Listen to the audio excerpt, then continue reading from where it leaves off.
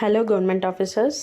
இப்போ வந்து பார்த்திங்கன்னா நான் 26th செப்டம்பர் என்ன கால்ஃபர் வந்திருக்கு அப்படின்னா விஏஓ, அப்புறம் வந்து அசிஸ்டண்ட்டு, ஜூனியர் அசிஸ்டண்ட்டு, ஃபாரஸ்ட் அவங்க எல்லாருக்குமே வந்து பதவி வந்து ஸ்டார்டிங்கில் வந்து எவ்வளோ கொடுத்துருந்தாங்க, 3935 அந்த காலி பணியிடங்கள் தான் வந்து குரூப் 4க்கு வந்து கொடுத்துருந்தாங்க.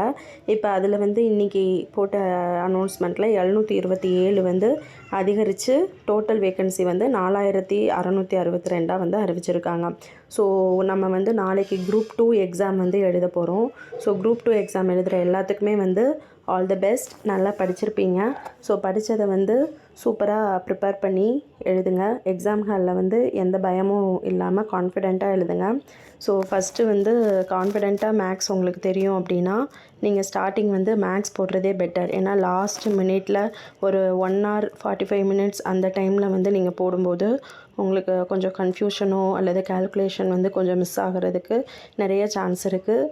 ஸோ மேக்ஸை ஸ்ட்ராங்காக இருக்கிறவங்க ஃபஸ்ட்டு வந்து மேக்ஸை போட்டுட்டு கூட நீங்கள் தமிழ் அப்புறம் ஜிஎஸ் அந்த மாதிரி எடுத்துக்கலாம்.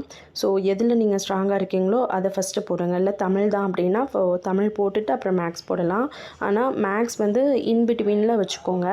லாஸ்ட் மினிட்ல போடுறதுனால நிறைய கொஷின்ஸ் வந்து மிஸ்டேக் பண்ண சான்ஸ் இருக்குது. ஸோ அதை கேர்ஃபுல்லாக பாருங்கள். நெக்ஸ்ட்டு வந்து பால் பாயிண்ட் பென் வந்து பிளாக் பென்னு அதை எடுத்துகிட்டு போங்க. வேறு எந்த பென்னும் not allowed. Hall ticket, next உங்களுடைய ஒரிஜினல் ஐடி, ஆதார் கார்டு, அந்த 2 ப்ரூஃப், அந்த ஒரு ப்ரூஃப் மட்டும் போதும். பென்னு 2 பென் வச்சுக்கோங்க. டிரான்ஸ்பரண்ட்டாக ஒரு வாட்டர் பாட்டில் வச்சுக்கோங்க. வேறு எதுவும் எக்ஸாம் ஹாலில் வந்து நாட் அலவுடு. ஸோ நல்லா ப்ரிப்பேர் பண்ணியிருப்பீங்க. நல்லா எக்ஸாம் எழுதுங்க.